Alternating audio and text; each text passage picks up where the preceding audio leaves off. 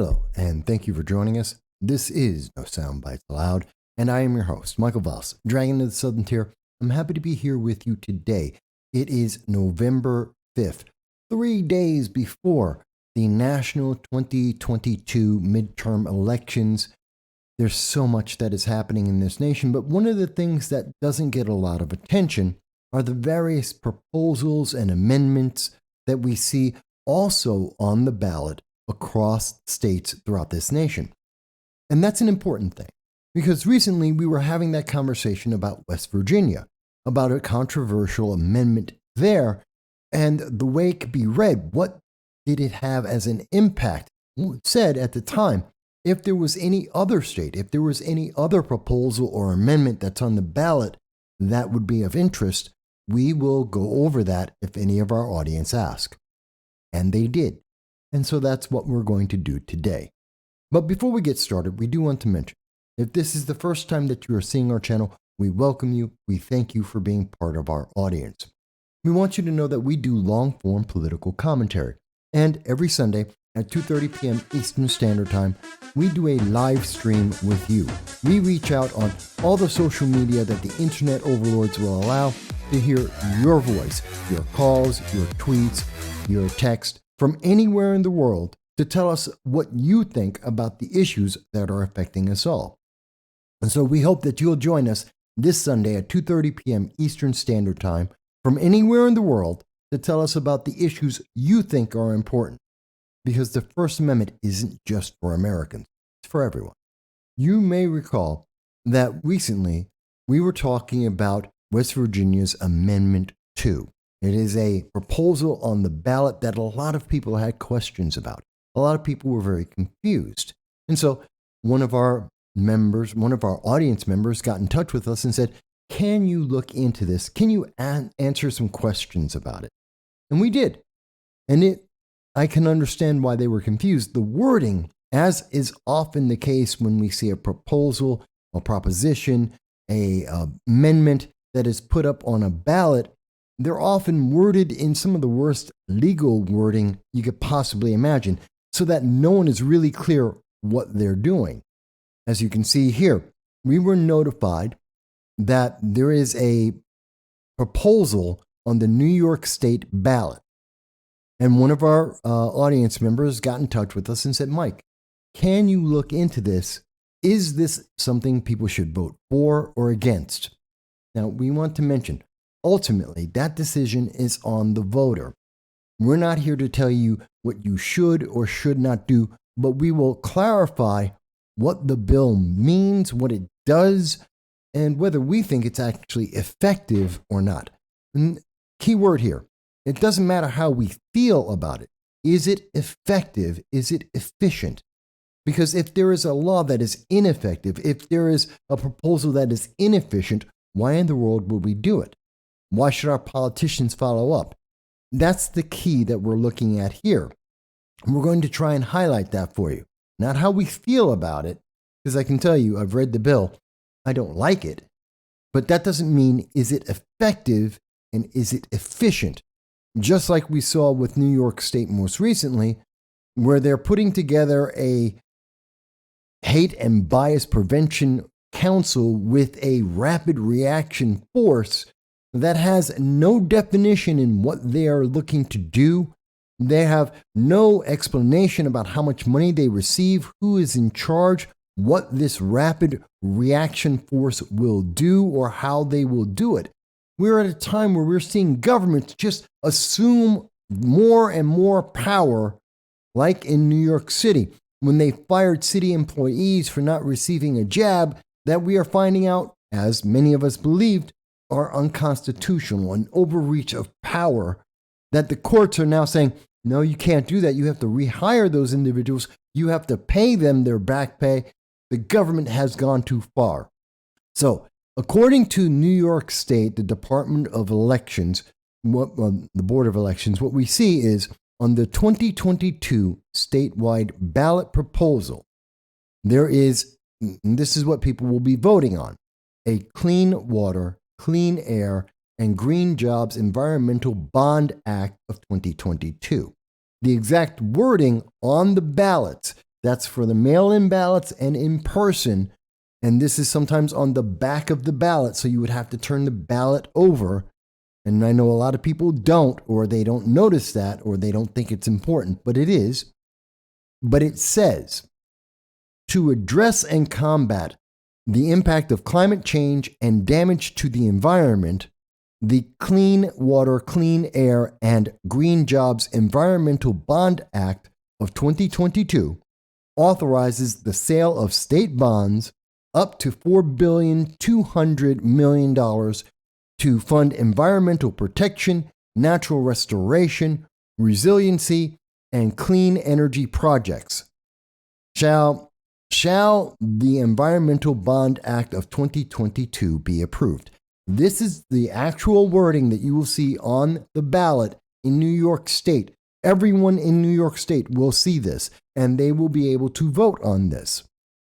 So, key things here. Okay, so this is about clean air, clean water, and green jobs. That's what they're saying it is. That's not true. That's not what this is about. That isn't what the bill is going to do. Now, someone may say, well, why are they looking to fund it? Very often when there is a state bond that is going to be issued for a class of actions, it is put up to proposal according to New York State Constitution, and the voters get to vote on some of these bond classes. This falls into one of those categories. It's about 5% of the total state bond debt of New York State at this time. New York State has $77 billion in state bond debt. This would be adding 5% more on top of that, bringing us to about 81, maybe $82 billion in state debt. That's a lot of money. It affects inflation, it affects taxes, it affects tax rates, whether for businesses or individuals, on property and other aspects of New York State to pay off those bonds that are going to be bought out there. So it has an impact on everyone in New York State. And the more debt we have, the more of a burden is on everyone in New York State, and especially the middle class, to pay off that bond. That being said, why do we have a problem with this? Well, let's stop for a second. New York State has a population somewhere around 21 million, give or take. Actually, less. Many people have been leaving New York State. We have a lot of illegal aliens that are in New York State. They're counted. If you stop counting the illegal aliens, you lose about 1.5, maybe 2 million New York State residents. So we're somewhere around 19 million, actually. We have about 500,000 people, actually more, that are unemployed, with 2.8 million, 10%, actually more than 10%, about 11% of the state is getting food stamps. That means we have people, about 11% of the state, that are in dire need. They're not making enough money. They cannot keep up with their needs. Notice, this is about 5 times the number of people who are unemployed. This isn't a question of employment. It's a question of being able to survive. The cost, whether it's inflation, whether it's the state taxes, it's just unlivable in New York for many people, which food stamps is a reflection of. The key thing here, though, to keep in mind is that New York State's debt is $366 billion, and we are spending $402 billion. So New York State is in a deficit in the tens of billions of dollars, and that is not going away. That is increasing, as you can see on the ticker here. Now, that's important because New York State is able to issue bonds. We issue bonds. Let me stop there. I used to be a stockbroker, so I get this. This is financial. I'll try and make it simple. So a bond, very simply, is a promise to pay someone, whether it's by a state or a corporation or the federal government. There are bonds. This is a promise that over the next 10, 20, 30 years, whoever gave you the bond said they're going to pay you X amount of dollars. In between the day they give you the bond and the day they pay it off, they are going to pay you interest on that amount. So if it's $100 and they issue a bond for $100, they're going to pay you in 10 years $100.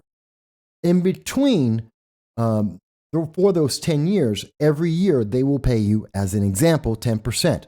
So you'll get $10 every year for 10 years, and then in the 10th year, you get paid back your original $100. That's how a bond works. It's basically like a loan. It's not, but it's kind of like a loan for the average person to think about. A loan with interest. Now, some people are worth it.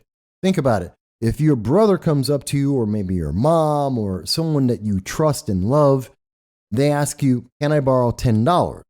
You'll probably say yes.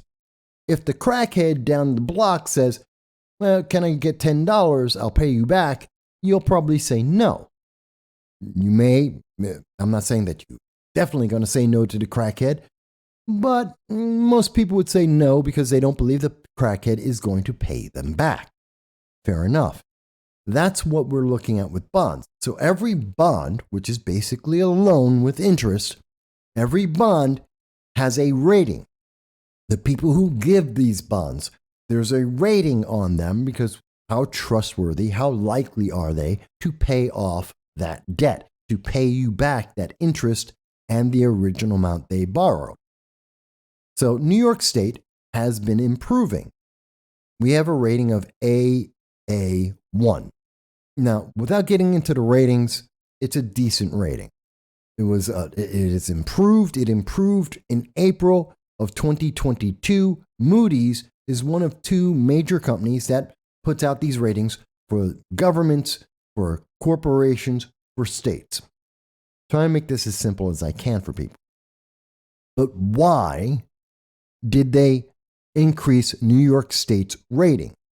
Their answer is that New York State's financial management has resulted in balanced or nearly balanced budgets projected through the state's 5-year plan. So, New York State appointed Governor Kathy Hochul in January said she had a plan to balance the budget for New York State, that New York State wasn't going to be in debt going forward, and that she had a plan that would last until 2027. And so based on that plan, on April 13th of 2022, Moody's said, well, New York State is going to handle its debt. They're going to reduce this debt amount and they're going to be able to spend less money, and that will be a good thing, so they'll have money to pay off their loan, pay off the bond. That was their reasoning. So because appointed Governor Kathy Hochul promised that, they raised New York State's rate, which means more people are willing to buy New York State bonds, which gives us more money. Try to make it as simple as I can, folks. I know it's numbers. I know people hate numbers, but we got to go through this. Now, the big thing here is, what are the factors that could lead to a downgrade of the ratings? If in the future, if it's never static. So if today you have an A rating, tomorrow you could have a C rating. If you're not, it's like someone saying, I'm going to borrow, again, that example, I'm going to borrow $10, and then you see them turn around and buy heroin. You aren't going to lend them money again because now the circumstances changed. Someone you thought you could trust is now turning out to be an addict. Their odds of paying you back have decreased suddenly with more information. Same idea with a bond rating. And that of course affects how many people are going to have this bond, how much money the state can borrow to be able to spend on its various plans. Now, the key here is the factors that could lead to a downgrade. What could change the way Moody's looks at New York? Is New York becoming more like that crackhead, that heroin addict? Sustained reliance on significant non-recurring budget solutions. a material increase in the state's long-term liability burden, or a sustained weakness in the economic recovery of New York City that leads to growing structural imbalances. Okay, let me make this simple for people. Put in real world speak. If New York State, even though Kathy Hochul promised she had a plan to balance the budget, if that doesn't happen, they could change the rating of New York. If there is a recession, and if that recession lasts a long time or is particularly deep, then that could change the rating. If there is stagflation, that could change the rating. If New York State just starts spending money left and right, that could change the situation. Now, I've gone through that to try and make it clear for you. New York State has a lot of debt. New York State is looking to increase that debt. It can only increase that debt if people are convinced they're going to pay off at some point.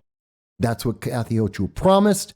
That's why she said she had a balanced budget resolution, and that made people think New York could pay off their debt.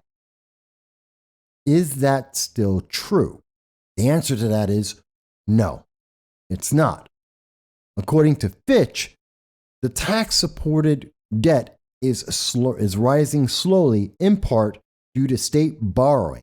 So basically, Fitch is like Moody's. They tell people, can you trust this state or that state or a corporation or a government to be able to borrow money from you? Can you trust them to pay you back? Fitch does that, so does Moody's. And Fitch is saying, no, New York has a problem. They keep putting out these bonds so they can spend more and more money. So they're not very trustworthy. They're kind of like the crackhead. They're borrowing from Peter to pay Paul, but they're spending more than Peter or Paul are giving them. So it's a problem. And that problem isn't going away. Now, you don't have to like that, but that's the fact of what it is. And what we also found out on September 22nd of 2022 from the Office of the New York State Comptroller, DiNapoli, New York's debt is on the rise. That we are increasing the amount of debt for New York State going forward. So Kathy Hochul was wrong. When she said she was going to balance the budget, well, no, she's not. We found out in August that New York is going to change. They've already changed the forecast. They're not going to be saving money. They are in debt. They have reduced the expected collection of projections from personal income taxes, and job growth estimates have been cut in half for 2023. They cited that it's because of inflation, because of the recession, and much of the money that New York State is able to borrow off of, the business that helps New York State stay afloat, is, of course, the stock market. And the stock market is down 10%. The NASDAQ is down 23%. Revenues that help fund everything in New York State don't exist anymore. The money isn't there. And we have seen that Kathy Hochul says, like the rest of the country, New York State is facing substantial headwinds with a changing national economy, and our latest update for the Enact Budget Financial Plan reflects that. So in other words, the Biden administration's plans didn't result in rainbows and just everyone having as much money as they want. Nope, it's resulted in a recession. Because we're in a recession, well, then everything she promised isn't going to happen. What we saw in the first quarter update is a change of the script going forward. This is from Patrick Orlecki, who is with the Citizens Budget Commission, a fiscal watchdog. An example of one of the costs is that the pandemic-related federal grants that provides $800 million for 1 million additional New Yorkers to enroll in Medicaid is a one-time deal. So let me break it down again. So what NPR is reporting and have reported back in August is that New York State promised that they would be able to reduce their spending and reduce their debt because of one-time revenue hits that they were getting grants from the federal government. And because of those grants, they were able to reduce their spending. But as we see, COVID is not the insta-death that we were told it was. Grants are ending on that, which means New York State isn't getting this extra money. In addition to that, there is a recession going on. So the money that is normally counted on from the stock market, whether it's the American exchange, the NASDAQ, the money isn't there because we're in a recession. So that's also putting a strain on New York State, where they thought they would get corporate tax revenue. They're not getting it. Plus, there's the massive exodus of people out of New York State that have not returned and aren't going to return, whether it's a business or an individual. So New York State isn't able to do what Kathy Hochul promised we would do back in January. So we're not in a good fiscal position. Why did I go through all of that for you? Because I'm trying to do my job. And I want to make sure you understand that what is being proposed is not fiscally sound. It isn't a good job. We're spending money we don't have and that we shouldn't be spending, because we're walking into a recession with a exodus of the population and businesses. So at its face, there is a problem. New York has a spending problem similar to where a heroin addict has a problem. New York State is not fixing that spending problem. And in fact, the one-time, call it harm reduction help that New York State was counting on from the federal government is going away. So it's going to get worse. The more efficient thing would be to cut the waste and extra spending in New York State, stop giving illegal aliens billions of dollars in revenue, and that would help New York State be able to spend the money where they need to spend it. So it's not very efficient. So this is to create jobs, they tell us. That this will help create jobs and climate change, because climate change is the most important thing in the world. It's not. We all want a clean planet. That's not the problem. But to say that climate change is the solution to it isn't. It just isn't. First of all, every projection by climatologists since 1958 have been wrong. Global famine, global cooling, global heating, it has always been wrong. There has never been a single projection, a single theory made by climatologists that has ever been correct. Ever. So there's no reason to believe them. But we want a clean planet. That's fantastic, no problem. The biggest problem on that is China than India, not the United States. The United States has reduced more greenhouse gases. We have helped clean the world more than all of Europe and England combined. We are 6 times better at cleaning up the environment than any other nation in the world.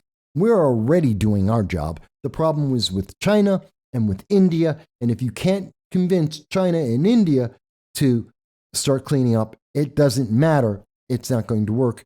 On top of the fact that every nation in the world overall, has missed all of the Paris Accords. No one is hitting their targets. So it's just not realistic. Given that, so it's not effective.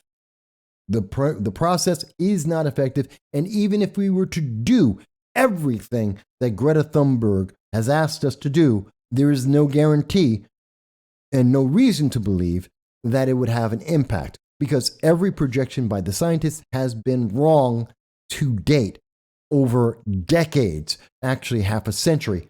So we have no reason to believe they're ever going to be right. That being said, looking at this bill, let's look at specifically what it is looking to do. As it is stated here, if approved, the proposal will allow the state to borrow up to $4.2 billion to provide funding for capital projects to restore and flood risk reduction. So for fixing flood zone, $1.1 billion. Fine. New York State has floods every year, and some of them are very bad. And we are always, every year, constantly working on flood reduction and mitigation. That's just an eternal spending point for New York State, and we want to spend more on it. Fine. Which makes me think we're not being very effective in the way we're spending money, because every year we are spending money on flood reduction and restoration. We're obviously doing something wrong. We need to stop and think about that, but fine. That's standard. Open space and land conservation and recreation. We're going to spend $650 million on open space land conservation. Think about that. So we're not going to cut down any of the forest. There's a section of forest that we won't cut down. That's going to cost us $650 million to not cut down trees. Does that make sense to anyone? It costs $650 million to not cut down trees, to not cut down the forest. That seems wasteful to me. Sure, you got to cut down some trees because of to prevent forest fires, to get rid of some of the brush so there aren't brush fires. I get that. $650 million to not cut down the forest, that seems wasteful. That's not efficient. Let's go on. The big one, climate change mitigation, up to $1.5 billion. And then there's water quality improvement and infrastructure, which is another $650 million. Well, let's deal with water quality improvement.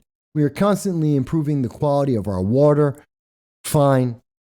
I have no problem with that. $650 million seems excessive for something that we are constantly doing, kind of like with looking at the flood restoration. We're constantly, every year, we have always been, for decades and decades, for centuries, we have been working on flood mitigation, and we've been working on water quality.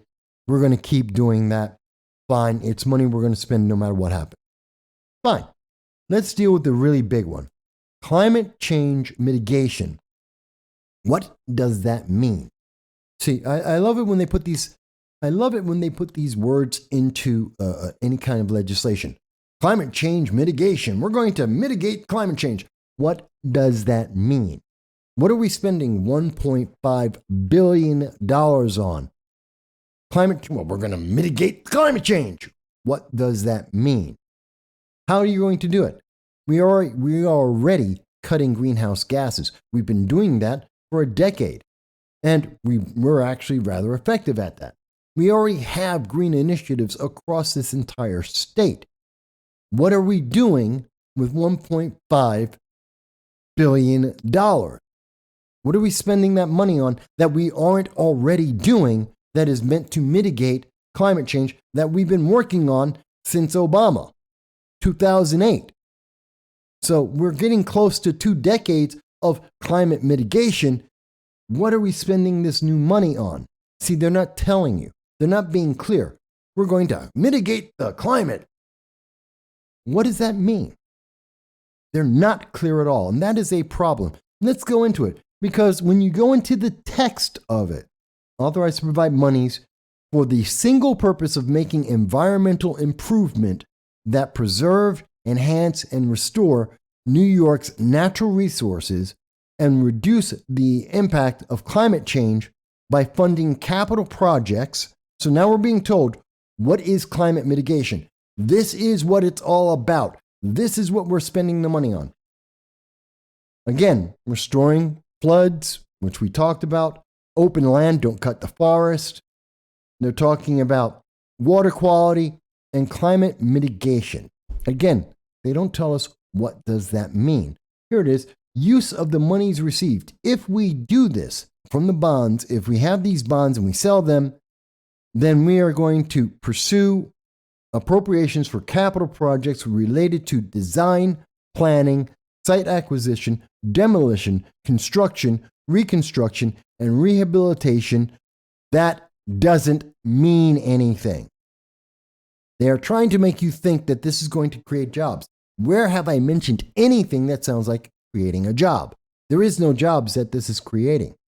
We already are mitigating climate change in New York State. This isn't a new thing. It's not a new initiative. We're already spending billions on that. Why do we need to spend billions more? There is nothing that is being suggested in this new debt offering that isn't already being done, and being done poorly because we are in debt and we are increasing our debt. Why are we doing this? It's going to create jobs. What jobs? It didn't mention anything about creating a job anywhere. Temporary jobs? Long-term jobs? What jobs? Jobs doing what exactly? It doesn't say, because that's really not important. This is a bill meant for special interests. This is a payoff for those who have helped to get certain people elected and to make them happy. This is a way to stimulate the stock market and to get back some tax revenue. This is a pork barrel special interest bill. That's it. You may believe in green energy, green jobs, fantastic. I have no problem cleaning up the air or the water. Not a problem. We're already doing that. We are already doing that. We've already spent the money. We've already got the grants. We already have an industry working on that in New York State for nearly 2 decades. That's being done. Why do we need to spend more money? We already lead the world. We're already effective at climate change. We are leading the world. Why do we need to spend more money? Because it's not going to change China or India. It's not going to have any of Europe or England catch up with us. That's not what we're spending the money on. So why do we need to spend this money? This bill doesn't make any sense. It is based on a false logic from January from appointed Governor Kathy Hochul, who essentially lied to the public. She knew there was going to be inflation. She knew there was a food shortage that was coming. And she decided to say, hey, I've got this budget that's going to work. If everything was perfect, it would work, and New York State would be able to lower its spending, reduce its debt. And that's not true. It was never going to be true. She knew it. And she knew it because we knew it, and we were talking about it back in February, January, February. We were talking about the inflation that was coming to America. We were talking about a pending recession. We knew it. And if we know it, the economists working for New York State knew it as well. Because everyone wants clean water, even though we're working on that already. Everyone wants clean air, although we're working that already. And everyone wants, people want jobs, and green jobs are even better than regular jobs. Except it doesn't say where they're going to create a single job, how they're going to create a single job, in what industry, in what areas that are going to do what, short term, long term, how much are they going to be paid? We have no idea. This is for special interests. So I've gone the long way round, but I've made it very clear. New York State is in a bad financial position, and that is getting worse. Governor Cuomo, when Kathy Hochul say that they don't like conservatives and conservatives should leave the state, and they do, well, then you make less tax money. And since they can't get the money in taxes from the middle class, which are shrinking quickly in New York State, they're going out and they're getting more and more state bonds, and they're getting the money that way, which is only putting off the debt to our kids and our grandkids. It's just pushing it down the line. It's another way to kick the can down the road on a financial bill. I hope this has been clear. It's a lot of numbers. It's stock market. It's stuff that isn't one immediately, it's not something that most people immediately think of. But the fact is, they're using the title to lie to you. Not one thing in this tells you there's going to be a job that's created. Not one. So it's lying to you. It is taking advantage of your feelings and therefore giving them money that they can give to special interests. And I don't think that's a good idea. So, in looking it over, We have nothing that promises it. If we were to pass this proposition in 2022, we are not guaranteed anything more effective than we are doing right now. There is nothing that is guaranteed to be more efficient than what we have right now. All we know is that New York State will have greater debt, and that will lead to greater taxes on the taxpayers in New York State at some point, either us or our kids or our grandkids. We know that. There is nothing to make us believe that this would make the world cleaner or even New York State cleaner than it already is, or more importantly, than we're already working to make it be. States should be effective based on the fact, not the emotion. Therefore, when looking at this, we would say this is neither effective nor efficient. It is spending that we cannot afford and do not need to afford, and that will negatively impact New York State during a recession and in the future. Therefore, we would advise do not support this proposition on the 2022 New York ballot. When you read the bill, and we have the links in the description so you can read it for yourself.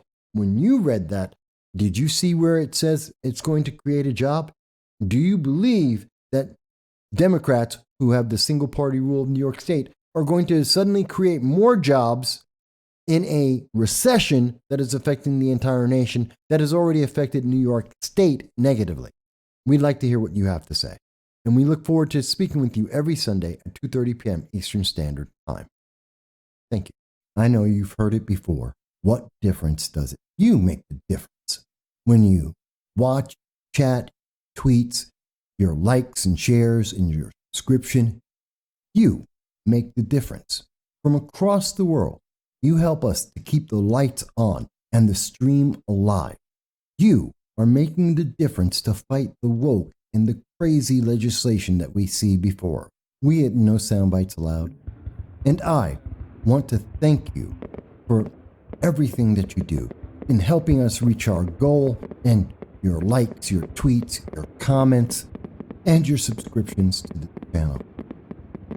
We want to thank you from the bottom of our heart. And this is a special thank you to those who have donated to the channel and helped us in all of our efforts. We will strive to make this channel the best that we possibly can, because you deserve no less. Thank you.